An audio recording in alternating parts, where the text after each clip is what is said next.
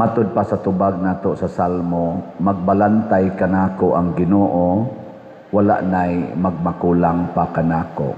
Famous kay ni siya, Psalm 23. Kana diyang magbalantay, duha na ka klase, na ay magbalantay nga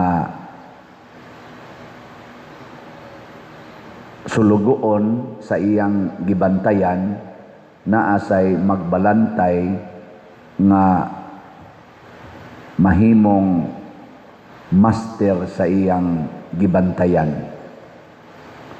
Asa may inyong sundon ani kanang mahimot ang sulugoon sa atong gibantayan o mahimot ang commander sa atong gibantayan.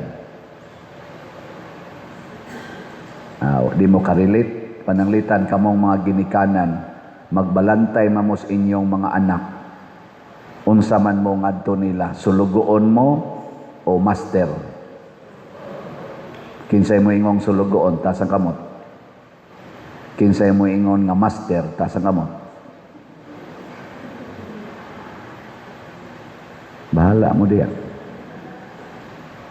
Matod pas atong unang pagbasa, tingali makarelate mo ani dinhis ato sa Pilipinas. Tanawa ha? Tao, gingnan si Ezekiel, sultihi ang mga pangulo sa Israel nga nag-ingon ang Ginoo, mga magbalantay sa Israel. So ang mga pangulo di ay mga leaders, gitawag na sa Ginoo magbalantay. Mga magbalantay sa Israel, nganong kamo man hinoon ang naniguro pagkaon? Dili ba ang inyong katungdanan mauman ang pagpakaon sa mga karniro? Giihaw o gikaon ninyo ang mga karnirong tambok o gihimo ninyong biste ang balhibo niini? Apan wala ninyo pakana ang mga karniro. Wala ninyo liguna ang mga maluyahon, wala ninyo ayuha ang mga masakiton. Mao ni ang pagpakaon sa mga karniro ha. Ayuhon ang ligonon ang mga maluyahon, ayuhon ang mga masakiton, wala ninyo laki-laki ang mga piangon kato mga napiang, wala ninyo dad-a pagbalik ang mga nahisalaag, ni pangitaon ninyo ang mga nangawala. Hinunua, gilisod-lisod ninyo sila og tig-a kamo sa inyong pagdumala kanila. Makarelate mo sa ato mga leaders din sa Pilipinas karon? Gipakaon ba nila ang mga katawhan? Na ay AI nga akong nakit-an ba? Kanang bata, kanabitang bata nga AI, cute makay natanahon. Nyamingon dayon, giingnan siya sa iyang lolo mating ito, Apo, unsay kalainan sa hero o sa politiko? Ingon dahil itong bata nga gamay. Ang hero nagbuhis ng kanilang buhay, ang politiko nabuhay sa buhis. Awa mo kita na, nangatawa palagi mo. Awa mo kita na. Kung biya kayo, nindot kayo pagkahimo ba? Ang hero ko no, sama nilang Jose Rizal, sama nilang Andres Bonifacio, nagbuhis ng kanilang buhay. Ang mga politiko, sama President Marcos, sa mga congressmen, mga senador, mga politicians mo na sila, mga mayor, mga gobernador, mga down yun nga to sa mga barangay officials, nabuhay sa buhis ng taong bayan. Nabuhay sa buhis. Okay lang tag nabuhay sa buhis, hindi kinain ang buhay ng mga magbubuhis. Pero dinis atos Pilipinas, gikaon pang atong buhis, gikaon pag yun ang buhay ng ating mga magbubuhis. Natanawa ha, nagkatibulaag sila, kay wala may nagbantay kanila, busa gipanukob sila sa mga mananap nga ihalas. Nagkatibulaag ang mga karnero diha sa mga bukid o mga bungtod o kana bitang mga tao nga magkatibulaag, why mo guide nila? Unsa may mahitabo? Una gyud, hugaw kaing palibot. Hugaw. Kita bitaw dinhi bisag sige gitag announce nga ang inyong basura in town ayaw ipatakag labay. Pero naa pag yung manglabay, pero sige kitag announce mo nang naminus-minus gyud. Kabantay mo sa atong palibot nga dili kay hugaw. Awa mo kabantay. Oh, nya pasalamat ta kay sige kitag announce naa sa tigi pamuta nga daghang basurahan. Mura bag guided ba? Guided, nagbantay ta. Ako gani diha o kanang naatay event na karon anara ba sa tay PYD usahay ra ba ni mga batan-on misguided sad mo nang ato yung giyahan patakal laglabay sa basura.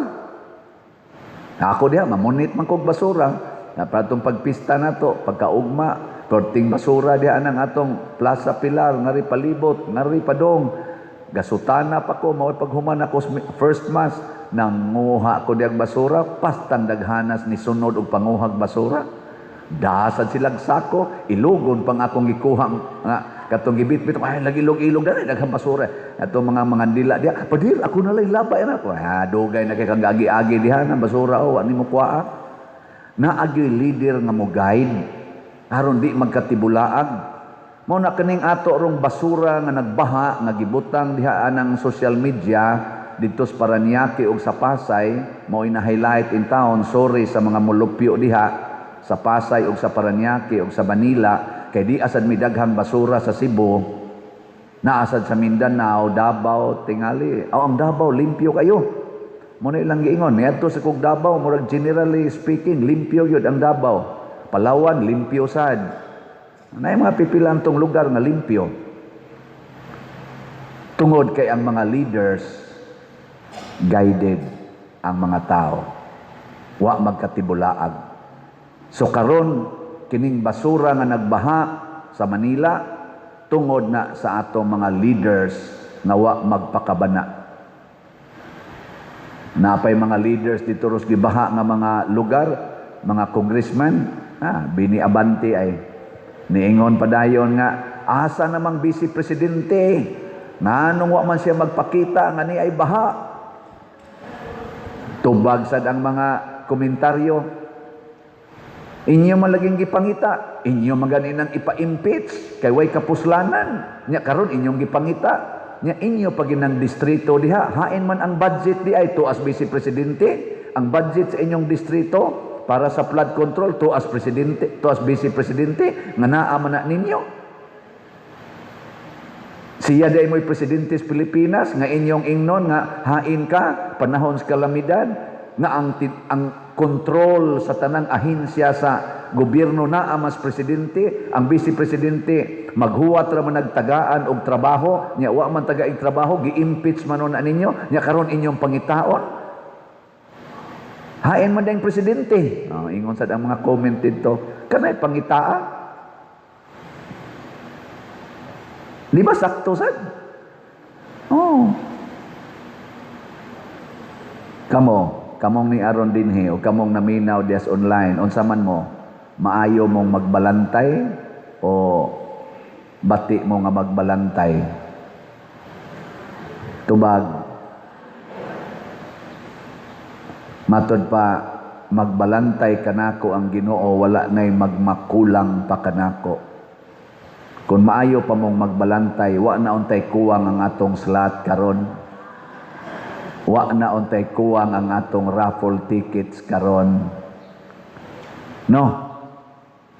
Nagmeeting mi sa atong mga youth leaders, organizers sa atong PYD karong Biyernes, sugod karong Biyernes, Sabado ug Domingo.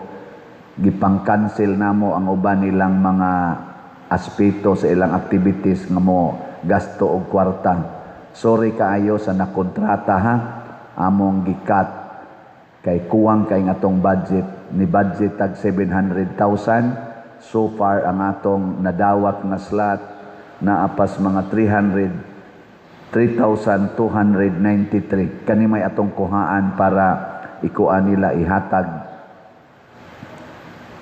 So gato ni i-convert into cash na aranis mga 300,000, nya 700,000 atong budget.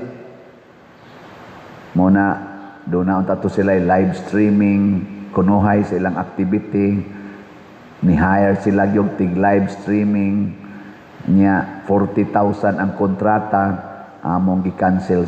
Sorry kayo sa gi-kontrata, wa gid mi roy kwarta. Mura biyag nasubo ang mga batanon, nya napato sila kontis-kontis sa mga ilang mga naman na sila yung mga festival nga area nya ilang kontis-kontison mo budget sa to mga 20,000 kapin amo sang gi-cancel kay wa tay kwarta. Sorry sad sa nangandam na para sa contest. Nasa to sila karo ila prosesyon butangag daghang buwak kay magprosesyon sila isip culminating march nila nindot bayaon ta to no. Pero mo gasto man sa dako-dako, mga 20 man kapin ang buwak gihapon, o ang mga suga pa ana, baterya pa, gi-cancel na sa namo, gihimong andas. Adi mo, wa mo maluoy. Ana, niya, ang ilang pagkaon, natatoy ipakiter tanan, ipaluto na las kusina, niya, buwad na lang o ginamo sa tong ibutang. Ana na lang. Kaysa magsige patag hire anang kiter-kiter nya mahal kaayo.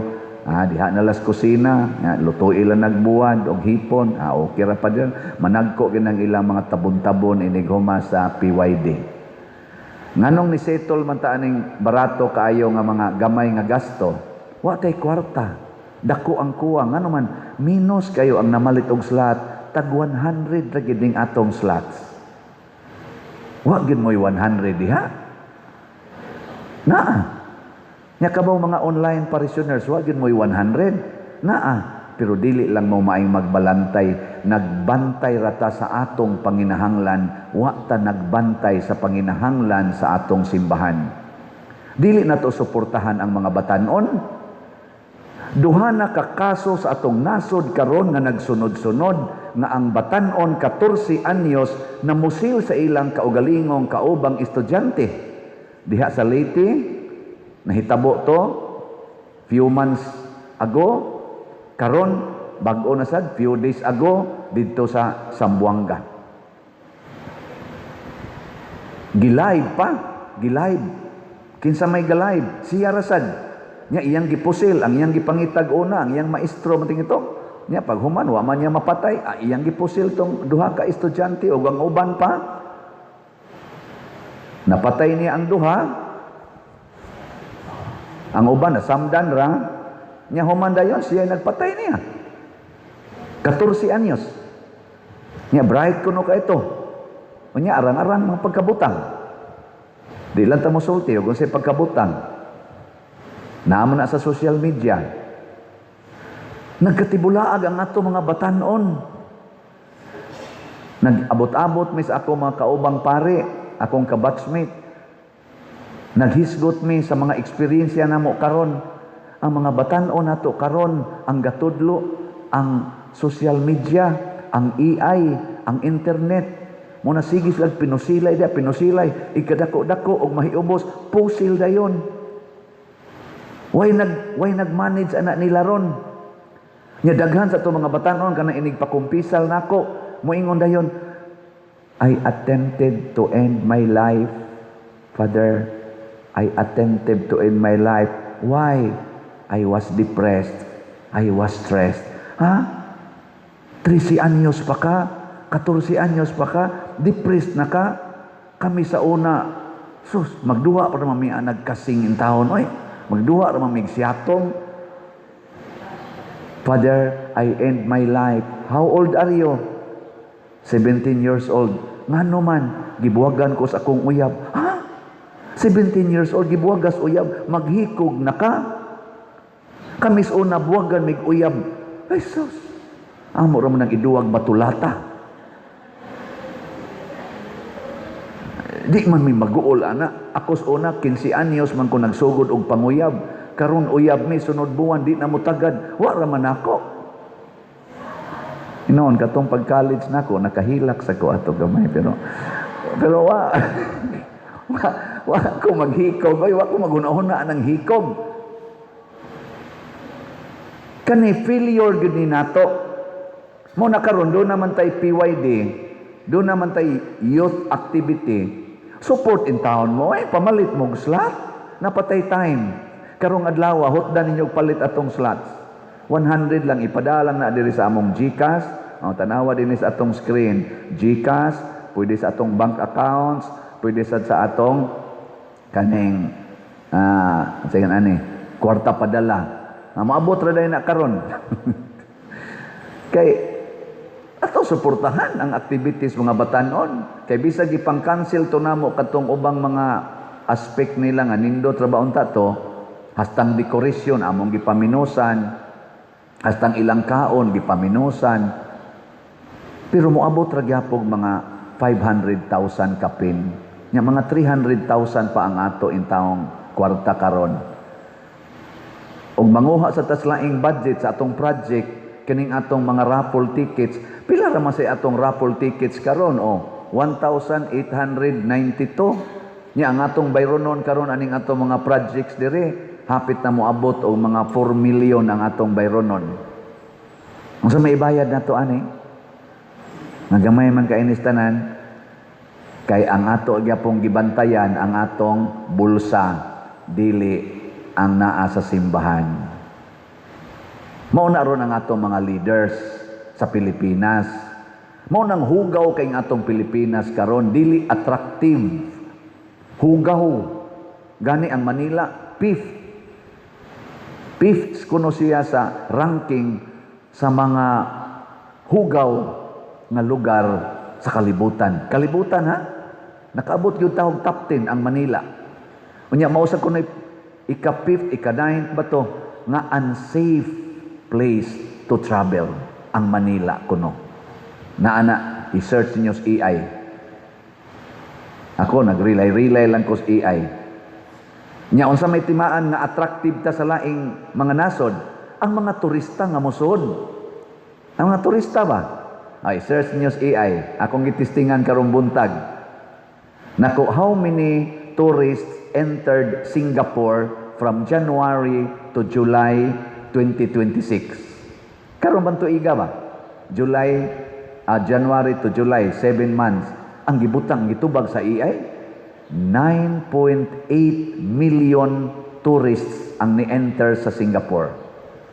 Ako sang gi-search, how many tourists entered the Philippines? Ang Philippines, dako ko kayo na ikumparar Singapore. How many tourists entered the Philippines January to July 2026? 3.7 million tourists. Ako din gipangutana. Hain may dako. Ang AI ba? Wa na ko binisaya. Which is bigger in area? Cebu or Singapore? Gibutang din niya dito. Cebu has many islands. And if we stick to the measurement of Cebu Island, it is 4,400 plus square kilometers. Singapore is only 700 plus square kilometer. Ang Cebu lang ha, island, 4,400 plus square kilometers. Ang Singapore, 700 plus square kilometers. So ang Cebu kuno, 6 times bigger, more than 6 times bigger than the area of Singapore. Pero nga nagmuadto kag Singapore, sa kagamay sa ilang area, ang Singapore, wa may traffic, wa may gabaha nga basura. Limpyo man kaayo. Nga naman, kay ang ilang mga leaders nag-atiman sa ilang nasod. Wa mag-atiman sa ilang bulsa. Suod kaayo, nagsugod ang kausaban sa Singapore, matud pa dito pag-adto namo, katong among tourist guide, panahon adtong Lee Kuan Yew, best friend ni Ferdinand Marcos Sr. Ang style sa governance ni Ferdinand Marcos Sr. mo'y gikopya sa Singapore. Kuno, but lang. Yan, ingon ko, how come the Philippines become poorer and Singapore become richer? And siya, because Lee Kuan Yew applied the form of government pattern with Marcos or similar with Marcos without corruption. But in the Philippines, you use your government, your form of government with corruption. Wa man sila kuno'y corruption dito. Ako lang ning gihisgutan kay mao ni ang pagpakaon sa atong katawhan. Kitang mga leaders, pakanon nato ang katawhan, dili ang atong bulsa. Muna ako dinhi, mo declare gyud ko nga wa gyud ko'y giangkon nga kwarta nga ako. Kanang tanan ninyong ihatag, donation, slots, raffle tickets, o uban pa, ihatag ra gyud nako sa simbahan, bisan pagani ang akong stipend, ako pa nang ibalik sa simbahan, sa katawhan. Wa gyud ko'y giangkon ana. Ug mamatay ko, kamo na lay mag-igo ug asa kon inyo ibutang. Kung masakit ko, kamo na lay mag-igo kung inyo ba kong patambalan o dili. Di ra jud ko magmain ana. Kung ikahuman ako alagad pagkapari, wa na ko'y kapuy-an, anha ra jud ko sa plinsdan magpuyo. Okay ra jud ko ana, hangtod ko mamatay. Ngano man, mao man ay gisulti ni Jesus, if you want to follow me, deny yourself, but serve my people. Na kamo karon nga mo imbitar na kog mga misa, hibaw-an na ninyo daan nga nagdako og raffle ticket, mudawat sa kog slot, mudawat sa kog mopalit og kulumbari. So moadto ra ba ko karong Biyernes ngadto sa Inayawan, Quasay, Paris, kamo dihang San Agustin, Quasay, Paris, bantay lagi mo di mo mopalit og raffle ticket. Gahapon giimbitar kog misa sa sementeryo, wa na ko pasaylo ay, gibaligyaan ginako. Gidadaan ginako og raffle ticket pag humas misa didto sa lubong. Di araw, palit mo raffle ticket, hadlok sa tingali itong mga matay, na malit man sad. Congratulations. Wala, na magani ni palit og usa ka stab. Ni palit. Gahapon. Sa spaldo Nako kani bisag haya sa patay di na nako pasayloon. Labaw na ginang imbital mga nobina, mga pista, mamaligya ta. Dili para nako ni para ni sa atong parokya. Kamusad, please. Atong atimanon, pakanon nato ang atong parokya. Kay mao ni ang paagi nga mapakaon ang katawhan. Kung mo support mo ning atong kulumbari, pre-selling period man ta karon, hala, kontak mo sa atong admin staff. Pakanon nato ang simbahan ug ang katawhan pinaagi nining atong kulumbari project diha sa Liloan. Ato nang kuanon tabangan. Manindog na ta mga maayong magbalantay